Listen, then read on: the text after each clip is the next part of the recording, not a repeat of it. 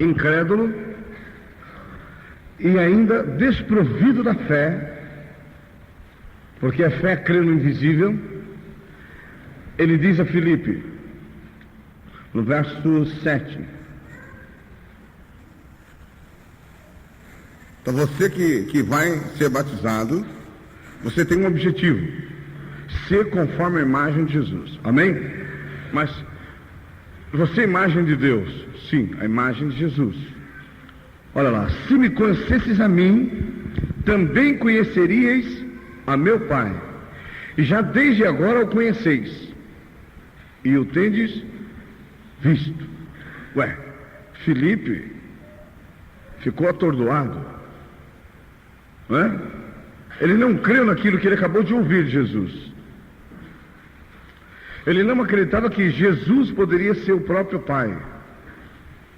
E ele insistiu.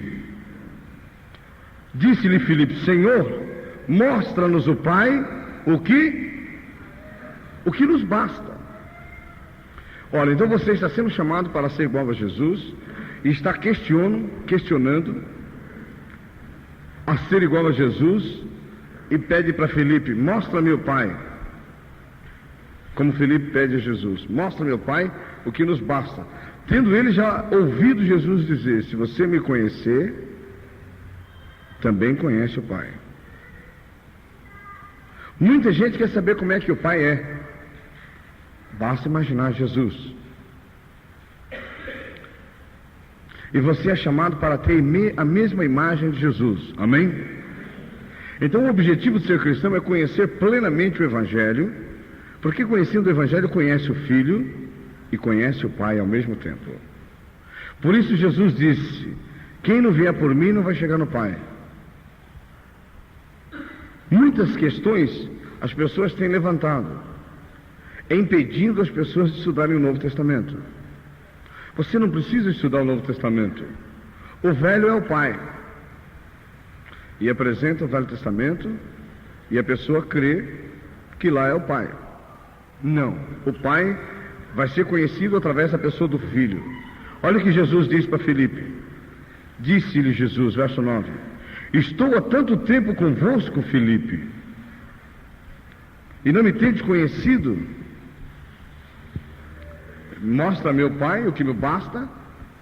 Aí Jesus pergunta: estou com você há tanto tempo e você não me conhece?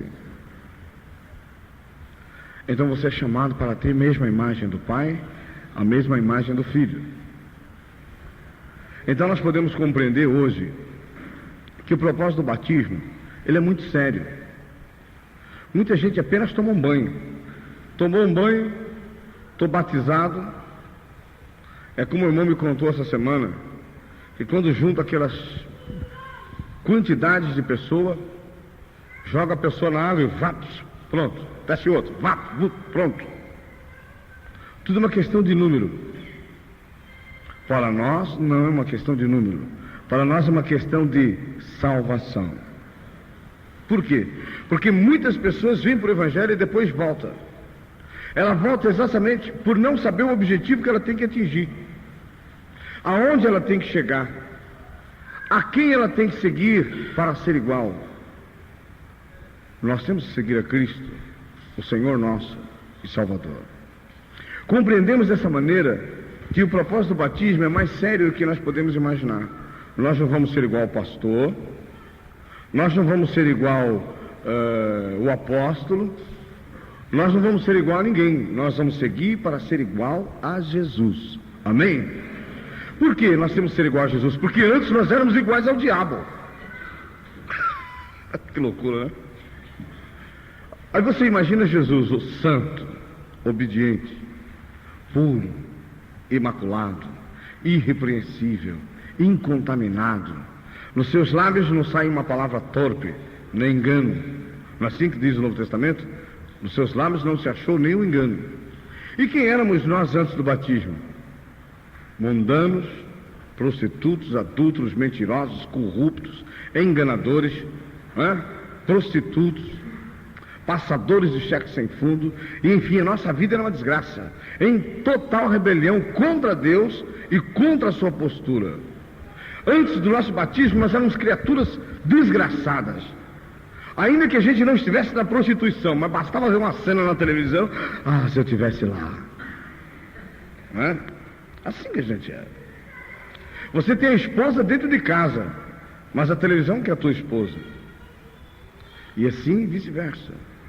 Dentro do nosso coração não tem espaço porque é bom, porque é leal, porque é santo. Afinal, nós estamos no mundo. E no mundo é o mundo. E todo mundo faz, eu também faço. Não é assim? Nós estávamos retidos. Estávamos retidos pelo mundo. E por aquele que cuida desse mundo. E pelos soldados que trabalham nesse mundo. Retidos por uma ordem. Todos são meus. Aqui não sai ninguém. Aí chega Jesus, que vem para libertar os homens. O homem está no mundo. Jesus disse: eu vim para que todos tenham vida e tenham em abundância. Eu não vim para condenar o mundo, mas para salvar o mundo. Aí vem Jesus e diz: eu vim buscar e salvar o que se havia perdido. Todos nós estávamos perdidos, condenados e sem salvação. Por quê? Porque na nossa inconsciência nós estávamos retidos pela morte, pelo diabo, pelos demônios, pelo sistema, retidos exatamente pelas nossas próprias paixões e concupiscências, as quais estão em completo abandono das coisas de Deus. E nós começamos a compreender, à medida que a palavra chega, que antes nós éramos insensatos, estúpidos, ignorantes, como os vimos a semana passada, guiados por várias paixões e concupiscências, vivíamos em deleites, prazeres, sem compreender Deus. Aí chega um momento que a pessoa sente que a sua vida não vale mais nada. A vida da pessoa é um resto. Tudo que ela faz dá errado. E há um momento que ela começa a se perguntar: por que eu estou nesse mundo? Se eu morresse agora, como é que vai ser? Quem é que já perguntou assim antes de conhecer Jesus? Se eu morrer agora, como é que vai ser? Vai para o inferno. É assim. Desagradável ouvir isso, né? Prefiro morrer do que ir para a igreja. Quem é que está fazendo tudo isso no coração da pessoa? Quem é que está dizendo na cabeça da pessoa assim: olha, eu acho que morrer é melhor. A vida não vale nada mesmo. A morte é um descanso, prefiro morrer. É assim que as pessoas dizem? Eu acho que a morte é um descanso.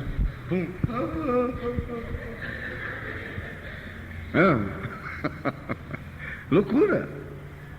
Eu mandei você estudar em Gênesis 14, não foi? Êxodo 14, perdão. Todos estudaram lá?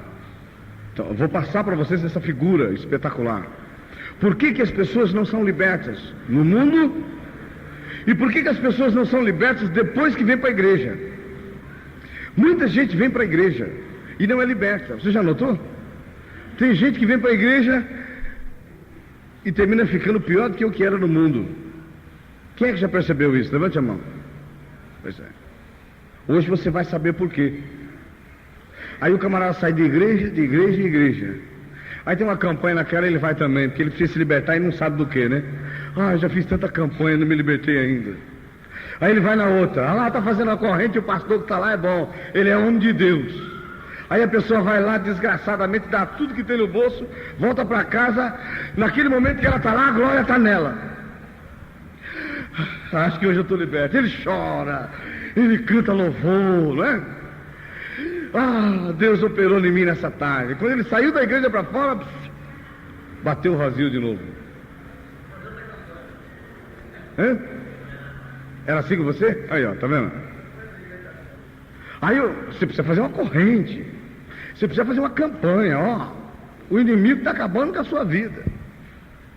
Aí vai lá o camarada, faz campanha, corrente, faz voto, faz isso, faz aquilo, o outro, obedece o pastor, vai lá no banco, tira o último que tem no banco, e desgraça a vida do marido, da mulher, entrega na mão do pastor, e depois continua tudo desgraçado do mesmo jeito. É que nem um camarada que me ligou aqui quarta-feira à noite, sei lá se foi quarta.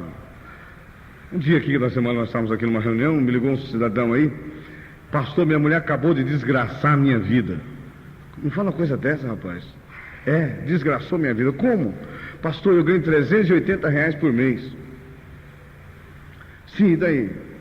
E daí que eu tinha umas economias guardadas, pastor, R$1.800. O camarada ganha 380 por mês. Consegui juntar R$1.800, esse cara é macho. Milagre. Esse cara está fazendo milagre. Aí veja só, esse camarada me ouve desde o tempo da Rádio Mundial. Ele creu na palavra que eu pregava, mas ele não me achou mais. Mas mesmo assim ele queria se entregar para Jesus. Ele se entregou e se batizou. Aí a mulher dele foi para a igreja. Aí conclusão, faz 3 meses que ela está na igreja, mas ela não se batizou ainda. Aí o pastor falou para ela: você tem que dar tudo, minha filha. Deus não deu tudo que ele tinha? Olha a filosofia. Deus não deu a única coisa que ele tinha, que era o filho? Olha que jogada psicológica. Irmão, que jogada bárbara, olha, satânica. Que jogada satânica. Deus não deu tudo que ele tinha, o filho dele? E se o filho não ressuscita? Ele tinha perdido o filho. Olha que jogada. É diabólica, não é? Vai lá e pega tudo que você tem. Aí a mulher, coitadinha, cega de guia, foi lá, catou o cartão do marido, conhecia a senha do marido, arrancou R$1.500 e deu na mão do pastor. O homem estava desesperado. O pior é que ela não se batizou ainda. E ele foi dizer para ela: está tudo errado. Jesus fez o sacrifício por nós. Hoje o nosso sacrifício é a santificação. É a busca da verdade e da justiça do seu evangelho. É assim, ele me achou no rádio, né? E falou assim: é assim que o pastor Araújo prega. O nosso sacrifício hoje é abandonar as coisas do passado. E ela disse: não quero nem ouvir falar nesse homem. Eu quero, mas eu dou tudo. Se tiver lá, ainda pego o resto. Aí ele foi lá e catou os trezentinhos que tinha e perguntou para mim o que ele fazia. Vai pagando as contas que dá para pagar ainda. E ele ficou de vir aqui amanhã conversar comigo. Irmãos, não é para isso que você vai ser batizado. Amém? Você não vai ser batizado para dar tudo que você tem. Você já deu tudo que você tem no ato da fé, quando você crê nas águas do batismo. Você entrega a sua vida para o Senhor Jesus, através do Espírito Santo, fazer a obra dele, que é gerar Cristo dentro de você. O sacrifício é a renúncia do mundo, é a renúncia do pecado, é a renúncia da mentira, dos erros, da ignorância.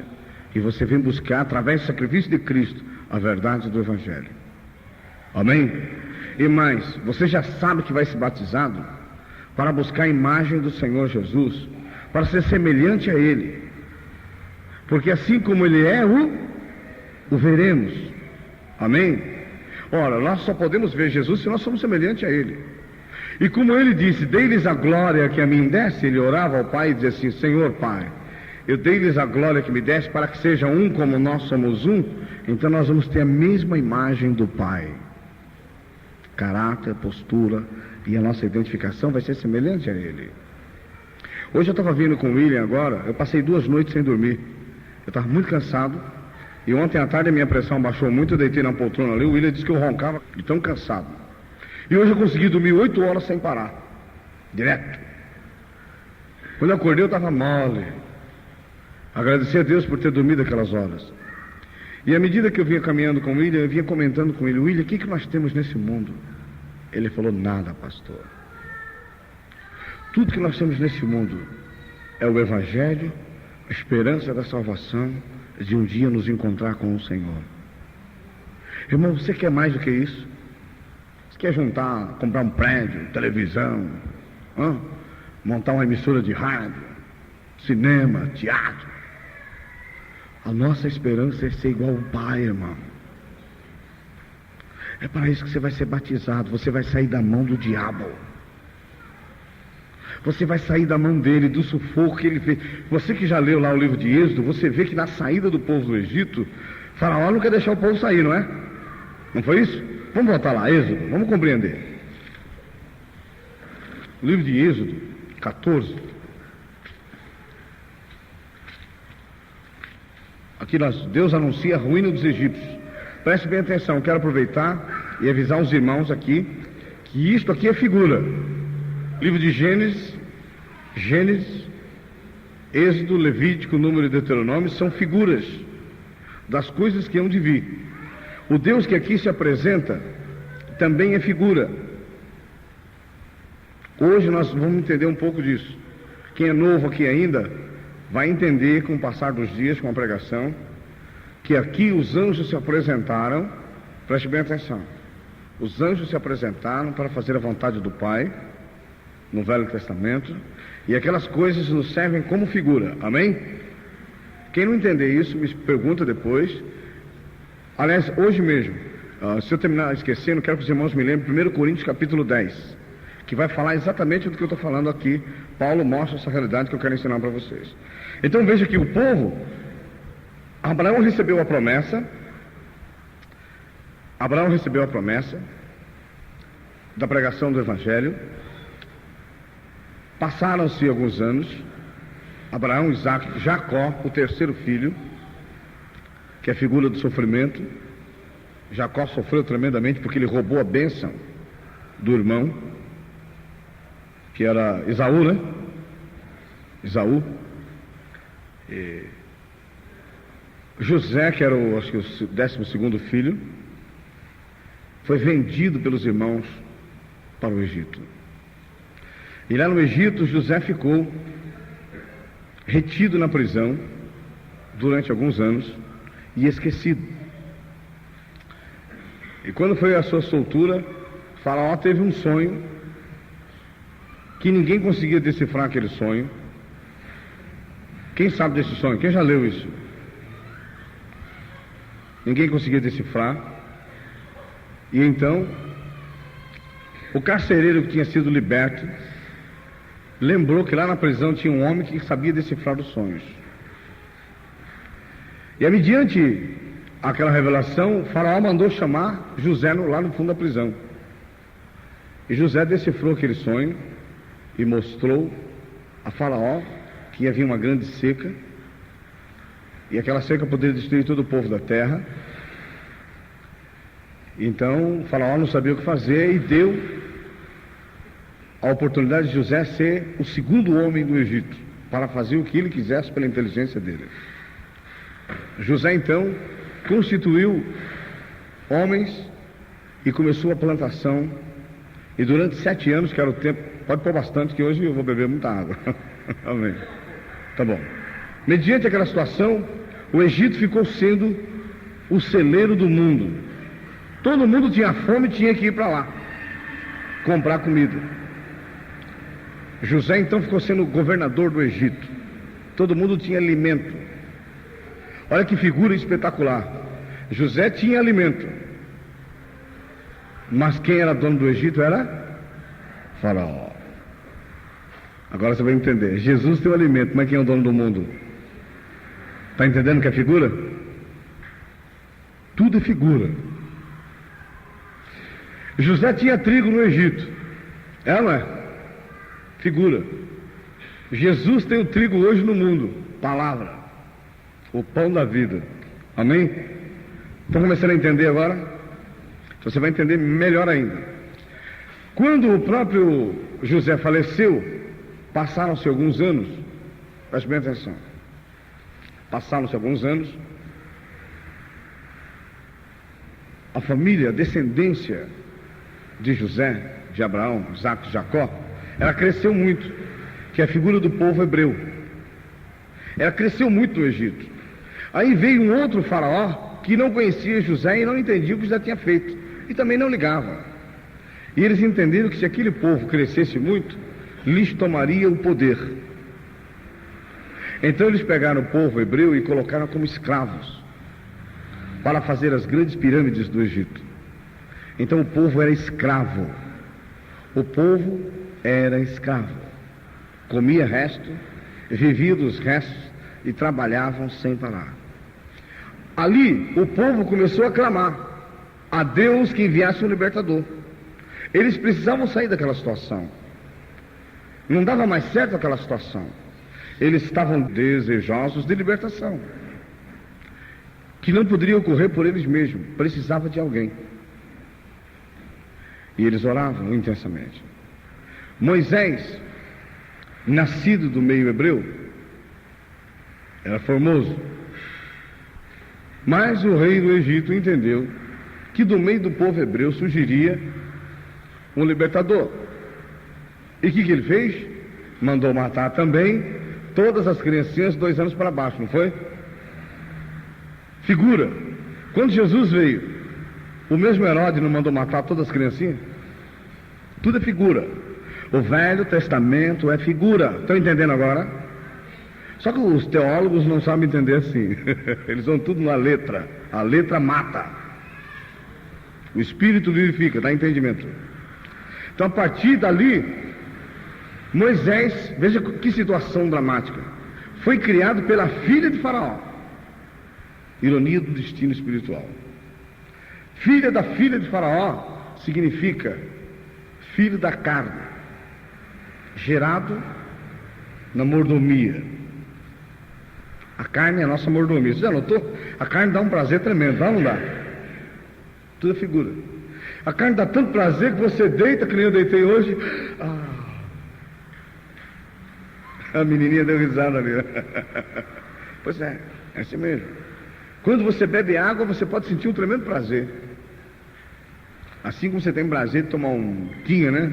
Tomar uma cervejada, um vinho, um uísque. A carne é prazer. Moisés foi gerado lá dentro. Quando ele completou 40 anos, ele compreendia o sofrimento daquele povo. Vamos entender rapidamente lá no livro de Hebreus a figura que se confirma. Hebreus 11.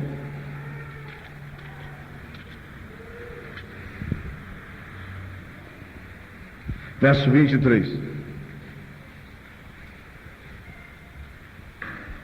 No verso 22 de Hebreus 11, José, já guiado pelo entendimento das coisas futuras,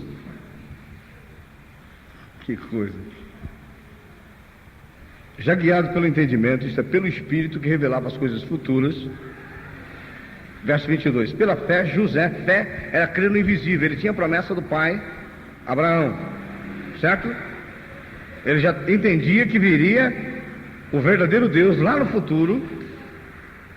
E veja que coisa interessante, pela fé, próximo da morte, fez menção da saída dos filhos de Israel e deu ordem acerca de seus ossos. Verso 23, pela fé, Moisés já nascido, foi escondido 3 meses por seus pais, porque viram que era um menino formoso e não temeram o mandamento do rei, que era matar todas as crianças.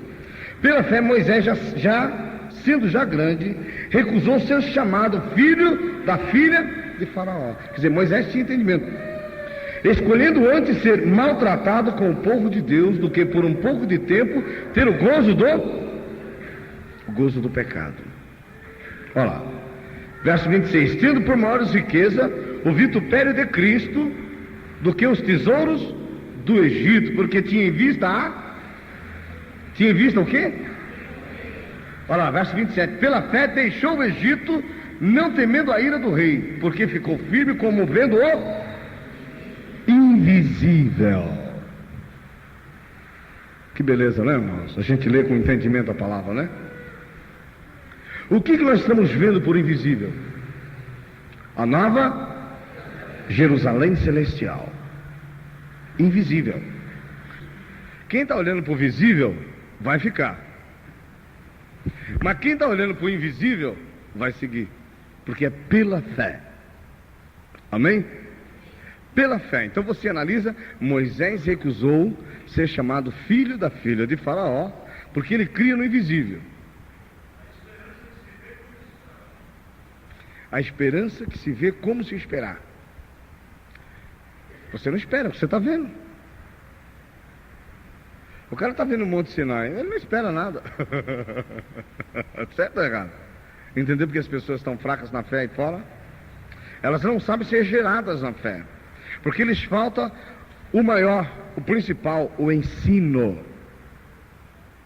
Crente que não tem essa interpretação, ele vai cair depois, porque ele não tem visão. Ele se batizou sem saber o que estava acontecendo. Ele não tem concepção do que é a salvação. Ele só vê no visível. Nós temos que ver por vista, por experiência espiritual, pela fé, crendo no invisível. Se nós vemos por vista, que é aquilo que nós enxergamos, nós não temos fé. A fé é algo que é gerado em esperança do invisível. Mediante a essa situação, nós nos batizamos. Se você não crê na Nova Jerusalém Celestial, não se batize. Você vai se batizar para o diabo arrebentar com você depois. Porque eu vou ensinar exatamente o que acontece depois. Porque para você sair, ó, veja que já diminuiu o número de pessoas hoje. Quem é que teve dificuldade para vir até aqui hoje? Levante a mão. Olha, uma luta. Eu avisei semana passada, não foi? Uma tremenda luta. É desigual a luta. É o Egito todinho querendo você de volta. Ele sabe que você está saindo das mãos dele. Você está indo em busca da Jerusalém Celestial com o verdadeiro Deus. Fala, irmão. Cochilou na marginal. A irmã vinha dirigindo, cochilou na marginal. O diabo prepara tudo direitinho. Hein?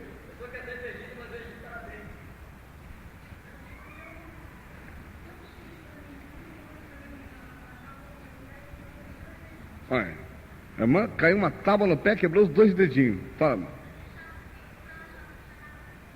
A chave da irmã sumiu, procurava a chave fechar, não achava. Tremenda dor nas costas. Quem mais?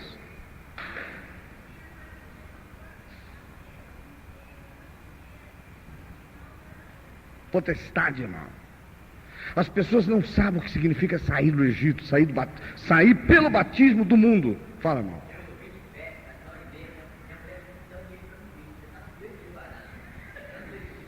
A mulher não quis dar dinheiro para ele vir. Ele veio, andou 1h30 a pé. Esse irmão já foi batizado há 22 anos, mas foi batizado no engano. 23 anos. Irmão, Satanás, ele sabe que você vai ser liberto. Amém?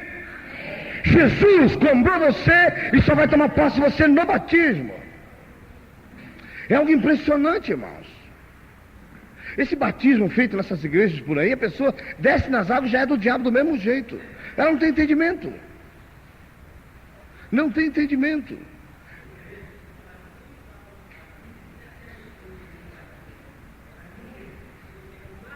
Espera um pouquinho, fala alto que eu acho que pouca gente ouviu. O batismo dessa igreja é assim, nós trabalhávamos dois sábados, o dia praticamente a tarde inteira para o batismo. Então todas as pessoas que vinham à igreja, eram convidadas para vir à igreja, eram chamadas. Então eles ouviam aquela palavra de Jesus até, mas era só os milagres de Jesus. Então já eram convidados para serem batizados. Então no entendimento das pessoas, inclusive, que estavam trabalhando na igreja, era de que as pessoas tinham que se batizar para a sua salvação. Quer dizer, batizou, não tinha nem entendimento por que estavam se batizando. Essa que é a verdade nas igrejas hoje. É uma coisa impressionante que o pastor, até eu comentava com o Nuri, né? Ele pregava Romanos, né? 8:1, né? Dizendo assim, nenhuma condenação há para os que estão em Cristo Jesus. E aí ele engolia o resto do versículo, que não andam segundo a carne. Que não andam segundo a carne, mas segundo o Espírito. Ele engolia, né? Esse resto do versículo e só falava assim, nenhuma... Levantar com tenda dentro de casa umas 2 semanas para cá, e eu, a Márcia, mas o Edmilson vão se batizar novamente. Ele não pode saber, porque senão ele vai até quebrar tudo, porque segundo o bicho está usando ele numa fúria tão tremenda por cima, assim, condenando a gente, falando dos pastores, falando das igrejas, que igreja é essa que tem que chegar meia-noite, tem que chegar 1h da manhã, e começa a falar aquele monte de coisa. Eu falei, Márcia, não abre a boca que nós vamos se batizar. Fica de boca fechada. Sabe por quê, irmão? O diabo sabe tudo que você fala. Por isso que eu falo para os crentes, fecha a boca. Só abre a boca para pregar, irmão. Fecha a boca. Faz uma experiência. Se você fechar a boca, não entra mosquito. Não é? Irmãos, a libertação da nossa vida espiritual é algo impressionante. O inimigo, ele se levanta até o último instante. Eu me recordo que o meu batismo, Eu fui na marra para a igreja e eu já estava vestido de branco e dizia para minha mulher: eu não vou entrar nessas águas de jeito nenhum. Aí eu ficava procurando um jeito de correr da igreja. O bicho dizendo: não entre nessas águas, não entre nessas águas, não entre nessas águas. Eu desci as águas e voltei outra criatura. Falei: meu Deus, por isso que eu não podia entrar. Compreendi.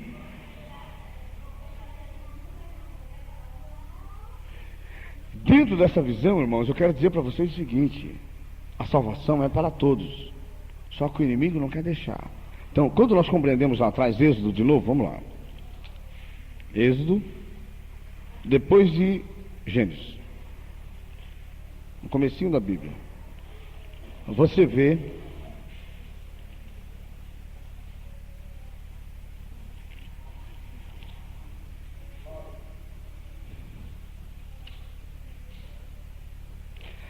não preciso ir lá, eu só vou dar uma ideia para vocês. Moisés volta para o Egito, fala com o faraó, há promessa de livramento para os israelitas. Moisés desanima porque o faraó não quer libertar o povo. Na figura, Deus anima Moisés a falar outra vez a faraó, capítulo 7. Não precisa ir lá. No capítulo 7, acompanha comigo, no capítulo 7, só para você ter uma ideia. No verso 14, está escrito assim: olha lá, o coração de Faraó mostra-se endurecido. E disse o Senhor a Moisés: o coração de Faraó está obstinado, recusa deixar ir o povo. Não é isso? Vai pela manhã, Faraó, e eis que ele sairá às águas. Põe-te em frente dele na praia do rio, e tomarás em tua mão a vara que se tornou em cobra. Ele lhes dirá: o Senhor Deus, o Deus dos hebreus, me tem enviado a ti, dizendo: deixa aí meu povo para que sirva no deserto. Então você vê lá embaixo no 19, a primeira praga, as águas tornam-se em sangue. Amém? Logo em seguida, capítulo 8, a praga das rãs. Tudo isso aqui, no verso 16, a praga dos piolhos. Atenção, mãe que tem filhos com piolhos, é praga. Repreenda o espírito do piolho, é uma praga. Você está em casa, repreenda no nome de Jesus, porque ele tem que sair. Amém? Olha lá, no verso 16, a praga dos piolhos. No verso 29, a praga das moscas. Eu fui batizar uma criatura, essa criatura tinha tanto problema com feitiçaria. 2 vezes aconteceu isso. A minha casa enchia de mosca. Os demônios iam me atormentar em casa. Quem é que muitas vezes está em casa e a casa enche de mosca? Levante a mão. Pode repreender que é Satanás. Demônios. Formiga também. Formiga também, fala lá. Se tiver um jeitinho, mate-as. Eu sou o maior matador de mosca. Minha mulher fala assim: mosca, chama ela hoje. Minha filha: pai, chegou uma mosca, eu mato na hora. Tudo que você está falando dentro de casa, as moscas estão ouvindo, é o espírito do diabo ouvindo tudo que você está falando. Para quem não sabe, se você estiver elaborando um plano para algum tipo de negócio, se chegar uma mosca, pode parar. Mate ela logo. Irmãos, tudo isso aqui é experiência mesmo da Bíblia. Checando, por quê? Essas pragas, isso aqui é figura, é tudo figura. Você quer sair do mundo, mas o diabo não quer deixar. Ele cria 1000 subsídios para você não vir na igreja. Você quer vir, mas não pode. Deixa para vir no outro dia. Adia o seu batismo. Quem aqui que já adiou o batismo muitas vezes? Adia, o cara fica: acho que agora eu não estou pronto, tem que esperar mais um pouco. Não, não é bem assim. Esse cara está doido. A minha pessoa então é pior nesses dias. Quem é esse pastor para falar essas coisas? Está aqui, irmão. Olha lá. No capítulo 9, a praga da peste nos animais. Vira a página. Aí vem as ameaças de Deus. No verso 22, 9, 22. A praga da saraiva. Capítulo 10. Deus ameaça Faraó com a praga dos gafanhotos. Verso 12, a praga dos gafanhotos. Tudo isso aqui porque Faraó não quer deixar o povo sair do Egito. Amém? Tudo isso aqui é porque Faraó diz: não vou deixar, o povo é meu, comer aqui do que é meu e agora vão ter que pagar. Sabe o que significa isso? Todos vocês pecaram. satisfizeram as suas carnes, seus prazeres, sua sensualidade. Agora vocês são meus, vocês me pertencem. Vocês me pertencem. Vocês não podem sair daqui. Entenderam agora? Quem não sabia disso? Levante a mão. Irmão. Você pecou? Você é dele. Entendeu porque ele não quer deixar você sair? Não vai sair. Vai lá, demônio, segura eles, são meus. Não podem sair. Todos me pertencem. Aí vai aquele monte de demônios em cima de você, te traz 1000 problemas, 1000 situações. Você passa momentos dramáticos. Se não tomar cuidado, bate o carro, dorme no volante. O parente se levanta, o marido se levanta contra, os filhos, vira uma guerra familiar tremenda. Entenderam agora, irmãos? Tudo isso porque você pecou. Você comeu a comida de Faraó. O salário do pecado é? Tá fácil de entender agora, não tá, irmão? Entendeu porque você não pode pecar depois do batismo? Irmãos. As igrejas não ensinando o povo volta para o pecado de novo. Nunca vão conseguir atingir a imagem de Cristo. Também nunca vão ser salvos. Como é que é? Que Deus é o dono do mundo? Sai fora, irmão. Hoje, que Deus é o dono do mundo? Que Deus? Quem tem ouvidos para ouvir, que ouça, eu estou pregando. Veja bem, a partir de hoje, acho que já tem uns 100 aqui, não tem? Eu tenho no mínimo umas 100 pessoas, 70, mais de 70 pessoas aqui. Eu creio que seremos mais de 70 pessoas discipulando as outras. Não se batize errado, é o que você vai dizer. Não se batize errado. Faraó é figura de Satanás. Eu vou apresentar para vocês agora. Olha aqui no capítulo 12. Capítulo 12. Olha a figura. A instituição da primeira Páscoa. Ou melhor, no capítulo 11. Capítulo 10, no verso 21, antes do 11, está escrito assim: a praga das trevas. Amém? A praga das trevas, ela simboliza o momento mais dramático que você está vivendo. Aquela grande luta. A impressão que dá, que você fala assim: antes de conhecer Jesus era melhor.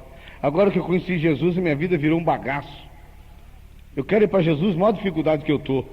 Quem é que recebeu esse pensamento na mente essa semana? Levante a mão. Pelo menos 2.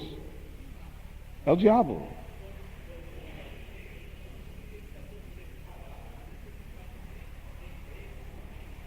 O teu caso é bem especial, irmão. Vou estar te orientando.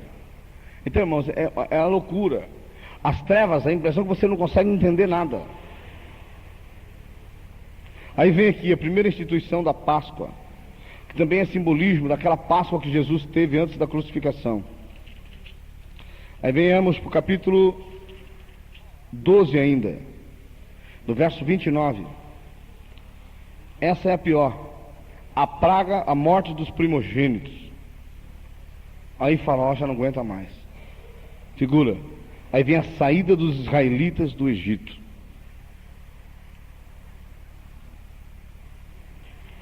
Aí você entra no capítulo 13. Os primogênitos são santificados a Deus. Verso 17. Deus guia o povo pelo caminho.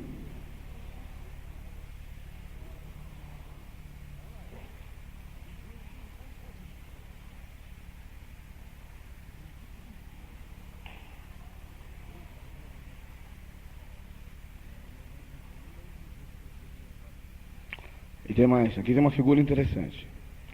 No capítulo 13, verso 17. Vamos ler rapidamente.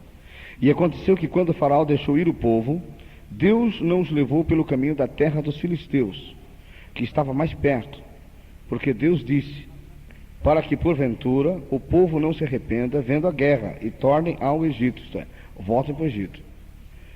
Nesse momento, as lutas são tão grandes que, dependendo das situações, tem muita gente que volta para trás, não quer nem saber de Jesus. É dramático. Quer ver uma coisa interessante?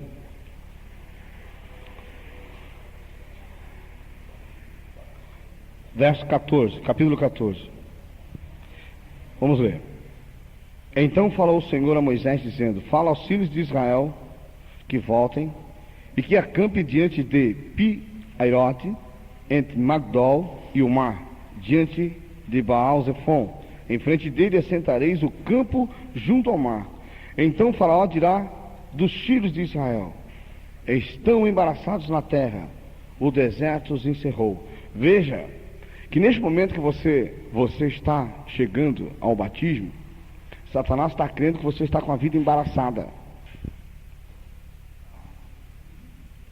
Ele está crendo que você está em grande dificuldade. Ele está apostando que você não vai atravessar o Mar Vermelho, entendeu agora? Ele e toda a sua gangue de demônios estão dizendo: não, eles não vão conseguir. Então daqui até o dia do batismo, vocês vão ficar atentos. Amém? Fiquem atentos. Quanto mais dificuldade, diga assim: diabo, não tem jeito, você já perdeu a parada. Eu já estou vindo a Nova Jerusalém Celestial. Você tem que dizer para ele: não adianta, eu não vou voltar atrás. Esse é um momento dramático, irmãos. Satanás está apostando todas as suas fichas e está dizendo: eles não vão conseguir atravessar o Mar Vermelho. Olha lá, verso 3. Então Faraó dirá aos filhos de Israel: estão embaraçados na terra, o deserto os encerrou. Porque ele não crê na possibilidade da travessia do Mar Vermelho. Ele nunca crê isso. E olha só, agora veja só aqui uma outra figura. E eu endurecerei o coração de Faraó para que os persiga, e serei glorificado em Faraó e em todo o seu exército, e saberão os egípcios que eu sou o Senhor. E eles fizeram assim. Sendo, pois, anunciado ao rei do Egito que o povo fugia, mudou-se o coração de Faraó e dos seus servos contra o povo. Os seus servos aqui são soldados, que é figura de demônios. Preste bem atenção. Soldados de Faraó, figura de demônios. E disseram: por que fizemos isto? Havendo deixado ir Israel para que não nos sirva? Olha lá. Então, atenção, você que vai ser batizado. Antes você servia a Faraó com seu corpo, com os seus prazeres, com os seus pecados. Você vai servir a Deus, sacrifício vivo. Põe a mão aí e vai para Romanos capítulo 12.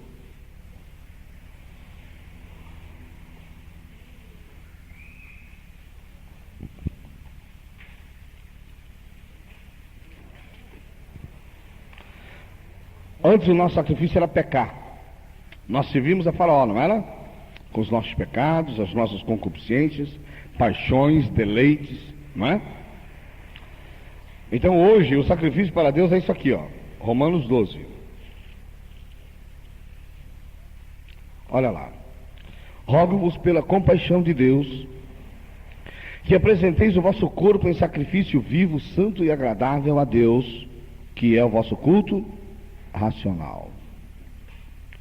E não vos conformeis com este mundo, mas transformai-vos pela renovação do vosso entendimento, para que experimenteis qual seja a boa e agradável e perfeita vontade. Quer dizer, antes nós servimos Faraó. Vamos lá voltar. Vamos voltar para Êxodo de novo. Agora você sabe que vai servir a Deus com um coração puro, uma alma pura e um corpo puro. Sacrifício vivo. Porque depois de morto todo mundo é santo. Santo não peca, não é? O camarada morre e não peca mais. É, não é? É ou não é? Uma prostituta, depois que ela morre, virou santa. Ela não peca mais com o corpo. É ou não é? O ladrão, depois que morre, vira santo. Ele não vai mais roubar. É ou não é? O mentiroso vira santo. Ele morreu, não vai mentir mais. É ou não é? Quando você descer as águas do batismo, você vai estar morrendo com seu corpo. Você não vai pecar mais.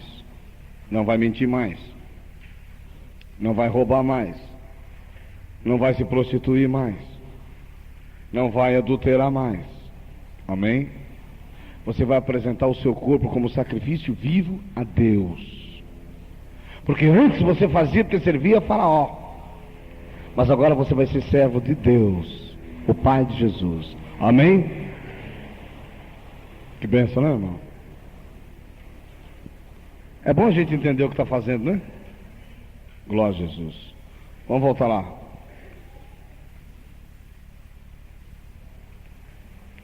Então veja bem que Faraó não quer que você saia do Egito. Ele quer que você continue servindo ele. Quando uma pessoa não vem para Jesus, onde é que ela anda? Nos motéis, nos barzinhos, nos teatros, televisão. Ela é. Está servindo a Faraó. Entenderam agora? Se você se batizar, descer as águas para fazer o que você fazia antes, eu aconselho você, não faça isso. Nem se batize, porque depois vai ser pior. Tinha um demônio, vai sair, vão voltar 7 pior do que os primeiros. Lembra que nós lemos na semana passada? É sério, irmãos. Olha lá. Verso 6. Aprontou seu carro, tomou consigo seu povo, e tomou 600 carros escolhidos, e todos os carros do Egito, e os capitães sobre eles, todos. Porque o Senhor endureceu o coração de Faraó, rei do Egito, para que os perseguisse os filhos de Israel. Porém os filhos de Israel saíram com alta mão, e os egípcios perseguiram-nos, todos os cavalos e carros de Faraó, e os seus cavaleiros, e o seu exército, e alcançaram-nos acampados junto ao mar, perto de Pi-Hairote, diante de Baal-Zephon. E chegando Faraó, os filhos de Israel levantaram seus olhos, e eis que os egípcios vinham atrás deles, e temeram muito. Então os filhos de Israel clamaram ao Senhor, disseram a Moisés. Olha só, irmãos, que figura impressionante. A semana passada nós contamos aqui, tinha mais de 150 pessoas. Hoje diminuiu. Eu não sei quantos vão estar aqui sábado que vem. Porque não aguenta a perseguição espiritual. É muita coisa, irmão. Só para os que têm muita fé. Agora observe bem aqui na figura o que o povo de Israel disseram. Olha lá. Não, verso 11. Disseram a Moisés: não havia sepulcros no Egito? Quer dizer, não havia cemitério lá no Egito para a gente morresse lá mesmo? O povo que anda na carne é uma desgraça, não é? Eles não têm esperança de salvação. Eles não creem no invisível. Ele pensa que morrer, tá bom. Que a alma já está encomendada a Deus, não está encomendada pelo diabo. Tem que se atravessar o mar, irmãos. A pressão pode estar muita na sua vida esses dias. Mas você tem que saber que você tem que atravessar o mar vermelho, amém? Olha lá. Eles murmuraram e disseram: não havia sepulcros no Egito para nos tirares de lá, para que morramos nesse deserto? Por que nos fizesse isto, que nos tem tirado do Egito? É muita gente chega aqui na igreja e fala assim: puxa, mas tinha que ser assim, pastor. Assim eu prefiro voltar para onde eu estava. Na minha religião estava tudo bem. Na macumba ninguém nunca falou isso. Na igreja católica ninguém falou. Na igreja que eu estava também ninguém nunca falou. Você está lá enganado, irmão. Aqui eu tenho que falar. Você não vai descer as águas para depois me criar problema dentro da igreja. Você vai descer as águas para ser exército do Senhor Jesus Cristo. Você hoje é um problema, mas amanhã você vai ser a solução. Amém? Não é, irmão? É assim, irmão. Crente se batiza e continua problema, só tomou banho. Nós somos solução. Nós estamos sendo convocados para ser solução. Nós que atravessamos o mar vermelho, temos que arrancar os que estão na mão do faraó ainda. Amém? E arrancar com consciência da verdade. A verdade é que essa palavra transforma cada pessoa. Quem é que está sendo transformado com essa palavra aí? Levante a mão. Essa aqui, né? Só essa. Agora imagina depois do batismo, o que o Espírito Santo não vai fazer na sua vida. Porque aí, você morreu na carne, recebe o Espírito de Cristo e o Espírito Santo e o poder de Deus. Você vai entrar em 3 dimensões depois do batismo. Eu vou estar pregando isso esta semana que vem. Qual versículo que eu parei? 11. 12 agora. Não é essa palavra que te demos que te temos falado no Egito, dizendo: deixa-nos que servimos aos egípcios. Olha só, por que você quer me tirar do pecado? Deixa eu no pecado mesmo. Não é assim que as pessoas falam? Deixa eu no pecado mesmo. Eu prefiro continuar tomando minha cervejinha, né? Fumando meu cigarrinho, mano? Me deixa aqui, eu gosto do meu bailinho final de semana.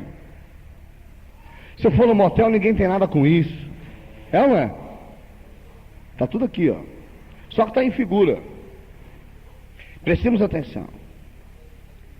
Pois que melhor nos fora servir aos egípcios do que morremos no deserto.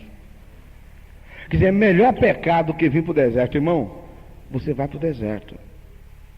Eu estava contando para o William hoje. Eu saí do mundo, irmãos, como cantor, para quem estava habituado a ver gente todo dia, receber aplauso todo dia, ganhar dinheiro todo dia, ver gente granfa todo dia. Eu entrei num deserto tão grande. Eu não via mais gente todo dia, não falava com quase ninguém todo dia, não ganhava mais dinheiro todo dia, não recebia mais aplauso todo dia. Bateu uma angústia tão grande, irmãos.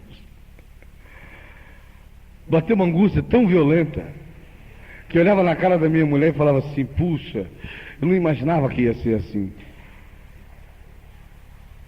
Irmãos, bateu um tédio dentro de mim, deserto. Aí aprendi a conviver com o deserto. Aí eu compreendi que todo cristão tem que ser preparado para viver no deserto, para não desejar a morte. Porque aqui é figura, eles desejavam voltar ao pecado. Mesmo morrendo na mão de Faraó, eles amavam a morte. Eles queriam prazer da carne. Eles estavam saindo do Egito, mas o Egito estava vivo dentro deles. E hoje, os crentes saem do mundo, né? Mas o mundo está dentro dos crentes. Quando você descer as águas do batismo, o mundo estará morto para você. Amém? Satanás estará morto para você. Ele não terá mais força sobre a sua vida. Tudo que você falar no nome de Jesus vai acontecer. Você vai tomar posse do poder de Deus contra Faraó, contra a sua carne. Você vai dizer: minha carne, opa, você gostava, né? Agora não tem mais jeito, agora sou eu que mando em você. É assim que eu fazia. Eu chegava para minha mulher e falava assim: puxa, quando eu me lembro daquelas noites, porque eu terminava de fazer show, irmãos, quando eu não vinha para casa cedo, era um banquete que era colocado para mim comer. Então eu escolhi o cardápio. Hoje eu quero comer cabrito. Aí vinha lá aquela bandejão. Aí eu, depois que eu jantava, é que eu ia para casa, 3, 4 horas da manhã. E o diabo vinha na minha cabeça: tá vendo? Nunca mais você comeu uma perna de cabrito. Era. Ó, nunca mais você comeu um filé parmegiana. Nunca mais você comeu um chantrobian. Nunca mais isso, nunca mais aquilo. Aí dizia: minha carne, agora você vai comer pão seco. Era, irmãos. E Deus me levou para um deserto tão grande, mas tão grande, que quando chegou naquele Natal, o primeiro Natal que eu passei fora do mundo, eu não tinha dinheiro para comprar um pedaço de frango. Se você perguntar para minha filha Verbena qual foi o melhor Natal da vida dela, ela vai falar: nós comemos cachorro quente no Natal. E foi o maior Natal da minha vida, irmãos. Como Deus falou comigo naquela noite. Como Deus falou para mim: eu vou te dar tudo que você precisa para você levar a obra adiante. Eu sabia que vinha para o deserto. Eu vivo no deserto até hoje. E quando não tem deserto, para mim eu reclamo, né, Dalberto? Eu reclamo, irmãos. Senhor, manda um desertão para mim aí. No deserto eu só escuto a voz do Senhor. O diabo fala comigo, fala: estou morto, Satanás. Já era, vai embora. Tem crente que fica ouvindo o diabo. Quando eu estava lá no mundo, eu saía com os meus amigos para o boteco, tomar cerveja, chopp, estava cheio de amigos. Hoje eu estou desgraçado. Não sei para que eu vim para a igreja. Depois que eu vim para a igreja, então minha vida virou um inferno. Irmão, aqui você vai aprender para você derrotar o diabo. Você está no mundo. O deserto é porque o mundo é de Satanás. Deserto é porque Faraó continua reinando e você está dentro da terra dele, só que em espírito você já está lá no céu. Então Satanás quer tirar você dos lugares celestiais e trazer para a terra, para a carne, para matá-lo e dizer: não falei para você que eu trazia você de volta?